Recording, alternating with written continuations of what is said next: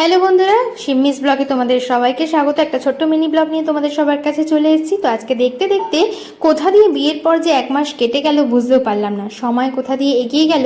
এই তো সেদিনই মনে হচ্ছিল যেন বিয়ের কেনাকাটা করছিলাম, তত্ত্ব সাজাচ্ছিলাম, কত কিছুরই প্রিপারেশন বাকি ছিল।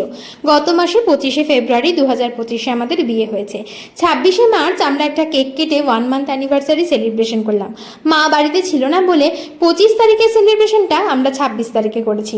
অফিস থেকে ফেরার পথে একটা সুন্দর লাল হলুদ গোলাপ ফুল দিয়ে সাজানো ফুলের বোকে আর সাথে একটা চকলেট লাভ কেক আর 2টো ডেয়ারি মিল্ক নিয়ে এসে হাজির।